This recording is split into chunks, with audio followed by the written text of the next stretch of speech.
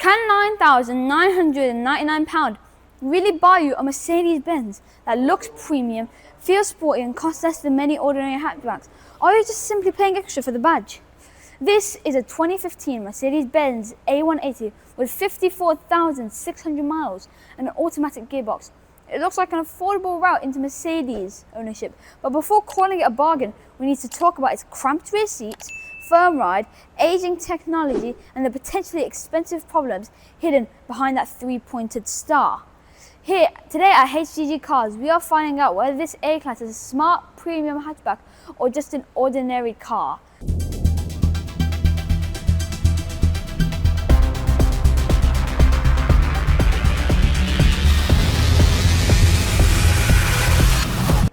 This particular Mercedes-Benz A180 is finished in white and is advertised at £9,999. It has 5 doors, 5 seats, an automatic transmission and front wheel drive. However, there is an important discrepancy on the sales sheet. The engine is listed as 1.4 litres, whilst the 2015 A180 petrol from this generation normally used a 1.6 litre turbocharged engine producing approximately 122 horsepower. Before purchasing, the exact engine, model year and specification should therefore be confirmed through the VIN, VSC and service records rather than relying only on the printed advertisement. Mercedes-Benz own historical information confirms that the petrol A180 used a 1.6 litre turbocharged engine and could be ordered with a 7-speed dual clutch automatic gearbox. So it's too hot in the showroom right now, so I'll just take off my jacket. And starting with the exterior, this generation of A-Class still looks stylish. The large Mercedes grille, swept-back headlights, sculpted sides and low roofline make it appear sportier than many ordinary family hatchbacks. Even though it is now more than 10 years old, it does not immediately look outdated, particularly in white. However, the design is partly doing the work of making a relatively small hatchback feel more premium than it actually is. In standard specification, it may not have the aggressive bumpers, larger wheels, or stronger road presence of an AMG line model. Buyers should confirm the exact trim because a basic A180 and an AMG line can look similar in an advertisement but have noticeably different equipment, suspension, seats and resale value. White paint is generally easy to sell, but it reveals tar spots, stone chips, and mismatched accident repairs. Check the bonnet, front bumper, wheel arches and lower doors carefully. Also, inspect the alloy wheels for curb damage, because this car's low-profile tyres and limited rear visibility can make parking marks relatively common. The A-Class is compact enough for city use and easier to park than a C-Class, but visibility is not one of its strongest qualities. The rear window is small, the rear pillars are thick, and the sloping roof reduces the view behind. Parking sensors or a reverse camera are therefore genuinely useful. If fitted, every sensor should be tested rather than assuming it works because no warning appears on the dashboard. Ugh. Inside, the A-Class gives a stronger first impression than many conventional hatchbacks. The circular air vents, tablet-style display, and prominent Mercedes badge create a modern appearance, while the low seating position makes the car feel relatively sporty. I just need you lot to know that I can't give a review on the headspace or the leg space of this car because I'm 13. Look more closely, however, not everything feels genuinely premium. Some lower dashboards and door materials are higher than expected. The original infotainment display is small by modern standards and the graphics now feel dated. This screen is not normally controlled by touch, which may frustrate drivers used to newer systems. I personally, for one, I like to use knob controls like this because I use a laptop and both the switch. So this reminds me of a joystick. Now the exact equipment level needs to be confirmed. Depending on trim and optional extras, the car may include navigation, Bluetooth, heated seats, cruise control, parking sensors, climate control, and different interior finishes. That's a lot. Every feature should be tested individually, including the screen, audio system, phone connection, air conditioning, electric windows, central locking, steering wheel controls, and seat adjustment. Again, a lot. Now this is what I've heard from other people that actually can drive. Because I'm 13, again, duh. But rear passenger space is one of the A-Class's biggest compromises. The sloping roof makes the exterior look sporty, but taller adults might find rear headroom limited. Knee room, again, I'm 13, I can't say anything about this for myself, but I know people who drive this. It's also only average, and the small rear windows can make the cabin feel dark. Although it officially has 5 seats, it's more comfortable for 4 adults, while the middle rear seat is best reserved for the shorter journeys. The boot is useful for weekly shopping and everyday luggage, but is not especially large or easy to access compared with some rivals. The opening is relatively narrow, and the load lip can make heavier items harder to lift inside. A Volkswagen Golf, Skoda Octavia or Honda Civic may provide more practical space for similar money. Now it comes to the engine. Assuming this is the correct 1.6 litre turbocharged A180 petrol, it produces approximately 122 horsepower. That's enough for like commuting, city driving and normal motorway use, but the A180 badge should not create expectations of serious performance. It is the entry-level petrol version, not a hot hatch like the Golf GTI we have somewhere here. Acceleration should feel acceptable rather than exciting. The turbo gives useful pull at normal speeds, but with several passengers or when overtaking on the motorway, the car may need to work hard. Drivers looking for strong performance may find an A200, A250 or performance-oriented rival more satisfying. The 7-speed dual-clutch automatic can change gears quickly and help the A-Class feel modern, but its behaviour at low speed may not be as smooth as a traditional torque converter automatic. It can hesitate slightly, and some cars may feel jerky when pulling away, reversing or manoeuvring slowly. Now, a small amount of dual-clutch character can be normal, but strong shuddering, delayed engagement or harsh changes are not. The gearbox should be tested from cold and again once fully warm. Select drive and reverse several times for slow parking maneuvers and test both gentle and stronger acceleration. Service history is critical because gearbox or clutch related repairs can be expensive compared with the value of the car. Buyers should confirm the exact transmission fitted and whether the appropriate gearbox servicing has been completed. A Mercedes badge does not make neglecting mechanical components repair themselves. The A-Class feels fairly secure through corners and has a lower driving position than many rival hatchbacks. The steering is light enough around town and accurate at motorway speeds, but it doesn't provide much communication through the wheel. It looks sporty, although the driving experience is more competent than exciting. Ride comfort can also be a weakness, particularly on cars fit with larger wheels or sports suspension. Broken British roads may produce sharp impacts, tyre noise, and noticeable movement inside the cabin. If this car has an AMG-style suspension setup, buyers should test it on rough roads rather than only driving around a smooth dealership area. The brakes should feel strong and consistent without vibration or pulling to one side. Check the discs for a heavy outer lip and inspect the remaining pad thickness. Brake discs, pads, and tyres are normal maintenance items, but replacing all of them shortly after purchase can significantly increase the real cost of the vehicle. The turbocharged petrol engine should be started completely cold. It should settle into a smooth idle without prolonged rattling, misfiring, heavy vibration, or smoke. Check for oil leaks, coolant residue, and warning lights, and listen for unusual noises from the timing system or turbocharger. During acceleration, the engine should deliver power smoothly. Hesitation, misfires, and engine management light or reduced power could point towards ignition coils, spark plugs, sensors, boost leaks, or another engine management issue. These problems are not unique to Mercedes, but premium brand labour and diagnostic costs can make them more expensive to resolve. The cooling system also deserves attention. Check the coolant level when the engine is cold and inspect the engine bay for dried residue or staining. Air conditioning should become properly cold because a weak system may require more than a simple recharge. A full diagnostic scan should cover the engine, gearbox, ABS, airbags, infotainment and electronic parking systems. The fact that no warning light is visible during a short viewing does not prove that there are no stored or recently cleared faults.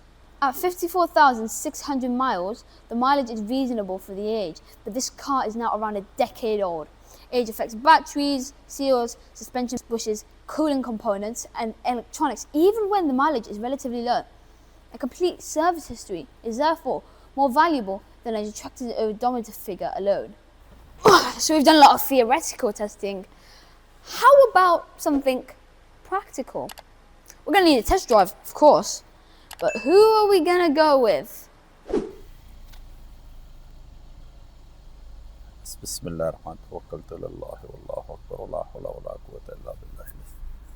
अस्सलाम वालेकुम समा भाई, क्या कर रहे हैं आप? फिर वीडियो बार आ जाए अंदर। आज बड़ा बॉस बैठा हुआ है तो हम उसके साथ गाड़ी, मैं तो शोफर हूँ, आज ड्राइवर हूँ, गाड़ी चलाऊंगा। आप भी अंदर आ जाएं, चलें गाड़ी चलाते हैं, टेस्ट ड्राइव करते हैं। Now look, it goes without saying that you have to wear a seatbelt, right? Because if you don't wear a seatbelt, you might die. Now, you don't want other people to die as much as you don't want yourself to die, right? Exactly. Drive within the limit. Again, no-brainer. If you drive out of the side of the limit, I don't know what you're thinking, yeah? But you should not drive outside the limit at all. Always drive in the limit, yeah? Yeah. Okay, son. Today, I'm your driver because I'm doing test drive with you. This is your video today. Yeah, my video. Your video. You telling to people, yeah, how good is this car? What do you think inside? I'd say it's actually not half bad. Look, seats. Could do with some good adjustment. The only real adjustment is like this.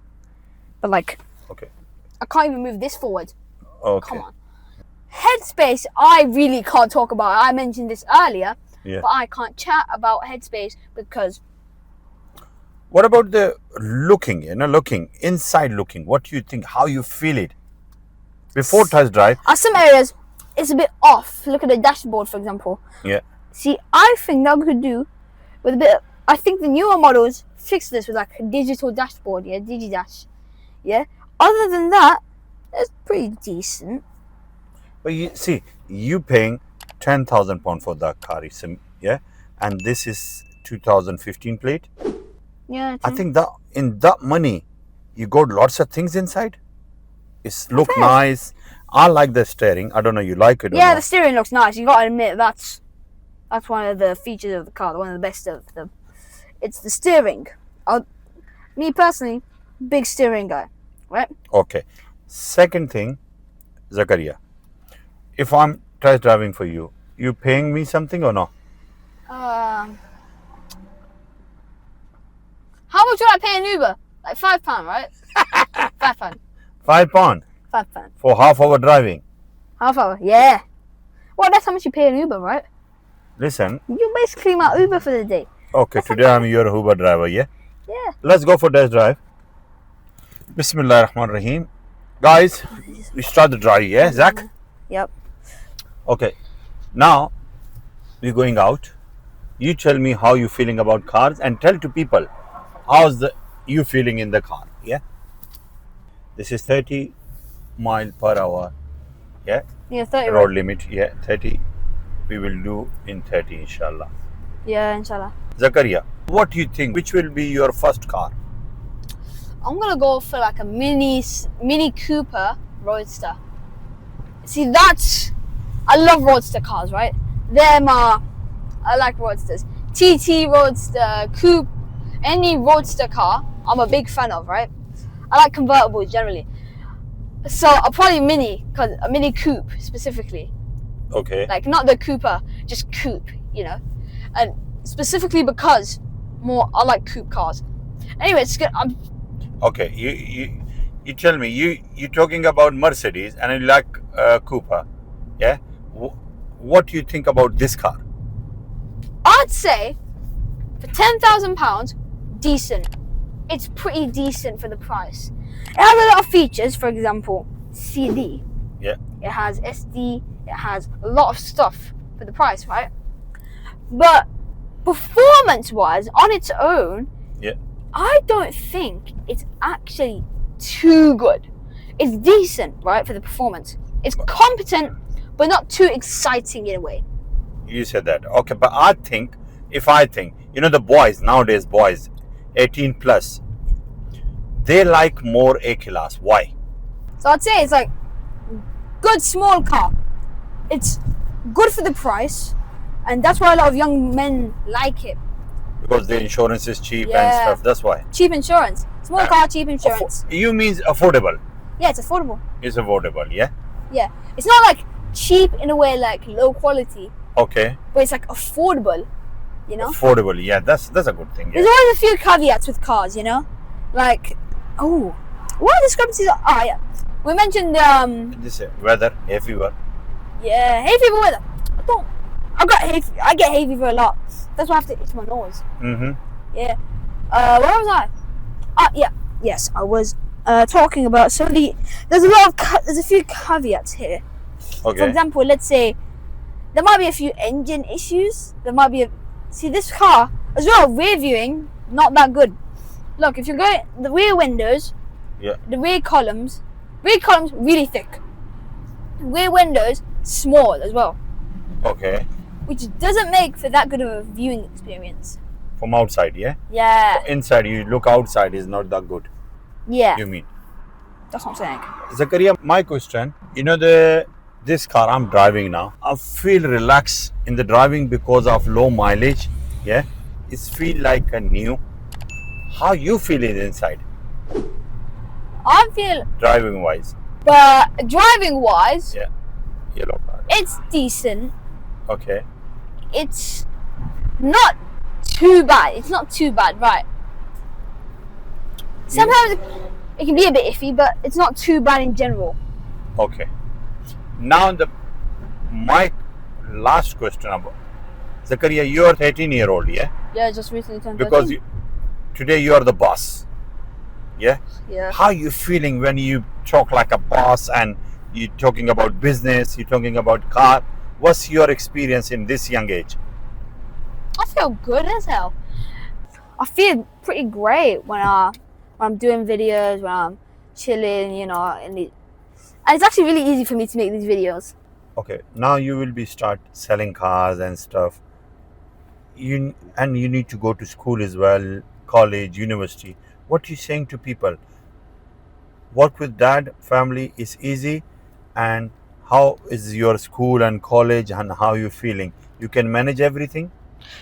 Look, I always tell people Yeah. to try work and on like the weekends with their family, right? Yeah. Because it teaches you a lot of stuff in life. Like it gives you life lessons, teaches you important skills, and that actually helps me. That helped me in real life. It taught me how to clean up. It taught me how to handle stuff like a man. Taught me how to handle a lot of stuff, right? Yeah, that's a good experience.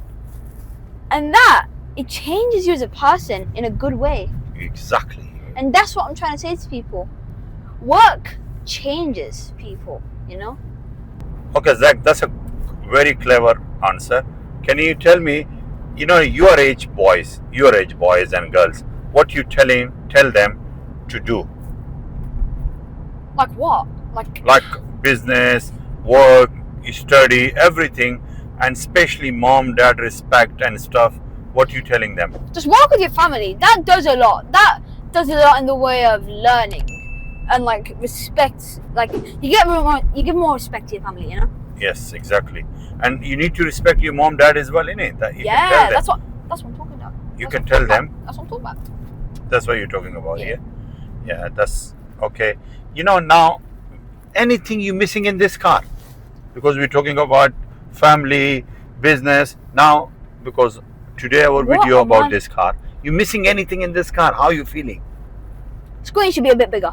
It's like also touchscreen. Add a touchscreen. Make it a bit bigger. Yeah. But you means a little bit more big. Yeah, yeah. A bit wider. That's a small. Yeah. Okay. Yeah, it's like really small. Okay. Also, general seat wise, there's not much in the way of adjustments. There's a little knob, and hell, even this little thing that normally you would use to like move your seat backwards and forwards. See, that's why I think they should add electric seat adjustments, like how they have it on the S63 we have. Like they should add like little controls, right? So you can like adjust your seats, you know. So me and my dad used to own an S-Class, right? Whenever we were driving in it, I always used to like try and mess around with the seats, right? To make it feel comfortable for me. Yeah. Yeah, I remember. And I think that's what we need here, like some decent controls. Right. So now we've reached the end of the video. Look, I've just started making videos. This is my first full video with HDG Cars. Look, if you can give me any like constructive criticism, please do put it below in the comments. And I hope to see you lot in the next video, either I solo make or anyone else makes. See ya.